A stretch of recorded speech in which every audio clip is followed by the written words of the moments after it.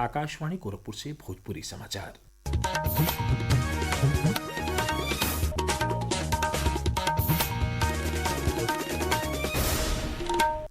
नमस्कार, समाचारन के साथे हम वेद प्रकाश पाठक। प्रधानमंत्री नरेंद्र मोदी के अध्यक्षता में आज भयल कैबिनेट क बैठकी में कई गो महत्वपूर्ण फैसला लिहल गयी। मंत्रिमंडल के फैसलन क जानकारी देत सूचना और प्रसारण मंत्री अश्विनी वैष्णव बतौलन कि कैबिनेट वित्तीय बरिस 2025-26 से वित्तीय बरिस 2028-29 ले 4 बरिस की अवधि खातिर 2000 करोड़ रुपया के परिव्यय के साथे राष्ट्रीय सहकारी विकास निगम को सहायता अनुदान के मंजूरी दे दिले हो।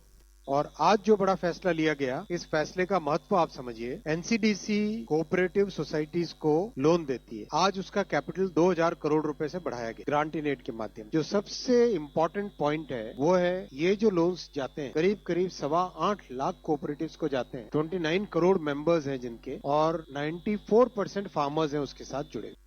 कैबिनेट प्रधानमंत्री कृषि संपदा योजना के परिव्यय में 6520 करोड़ रुपया क बढ़ोतरी कई के एके मजबूत कैले के निर्णयों के मंजूरी दिले हवे। गोस्वामी तुलसीदास के जयंती के मौका पर मुख्यमंत्री योगी आदित्यनाथ आज चित्रकूट में आयोजित एगो खास समारोह में शामिल भइले।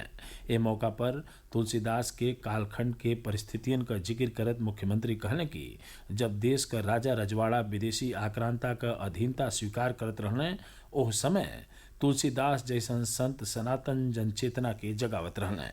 तुलसीदास की ओर से रचित रामचरितमानस सही मायने में भारत की चेतना का आधार हवे।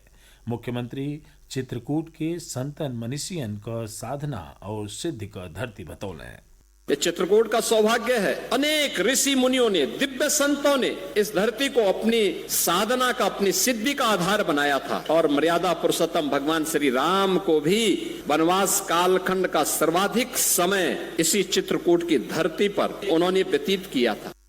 तुलसीदास के जयंती के खास समारोह में मुख्यमंत्री सनातन संस्कृत के उन्नयन में जगत गुरु राम भद्राचार्य और कथावाचक मुरारी बापू के योगदान का सराहना कैले। एह मौका पर प्रदेश सरकार के मंत्री स्वतंत्र देव सिंह और मनोहर लाल मन्नू कोरियो मौजूद रहले। मुख्यमंत्री योगी आदित्यनाथ बरिस 2008 में भयल मालेगांव विस्फोट मामला में पूर्व सांसद प्रज्ञा ठाकुर और लेफ्टिनेंट कर्नल प्रसाद पुरोहित के सतही सज्जो आरोपियन के बरी भइले पर खुशी जतौले हमें। एगो सोशल मीडिया पोस्ट में वहां के कहनी कि प्रकरण में सज्जो आरोपियन का निर्दोष सिद्ध भइल सत्यमेव जयते का सजीव उद्घोषणा हो।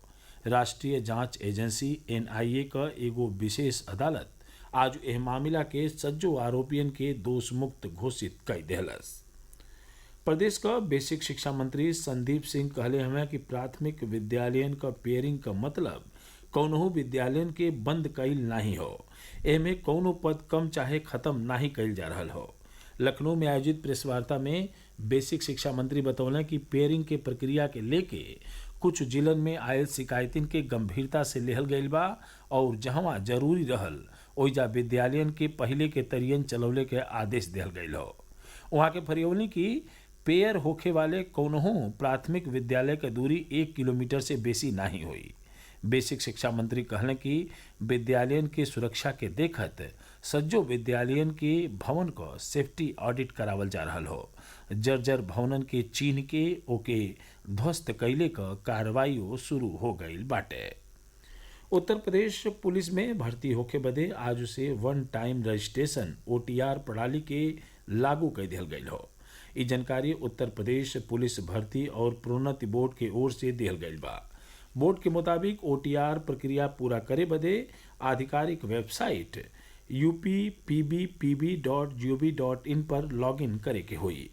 जो तक कौनहू अभ्यर्थी के OTR पंजीकरण में कोनो परेशानी होखा त हेल्पलाइन नंबर 1800-911-0005 पर भी नहीं 10 बजे से संझा 7 बजे ले संपर्क कइल जा सकेला। कुशीनगर जिला के तुर्कपट्टी के सूर्य मंदिर में आयोजित सूर्य प्राकट्य उत्सव में जिला का प्रभारी मंत्री दिनेश प्रताप सिंह शामिल भइले। ए मौका पर वहाँ के 151 पवित्र नदियन के जल से भगवान सूर्य का जलाभिषेक कैनी। इससे पहले वहाँ के जिला में जल जीवन मिशन से जुड़ल कार्यों के देखनी और अधिकारियों के जरूरी निर्देश देनी। समाचार पूरा भइल। नमस्कार।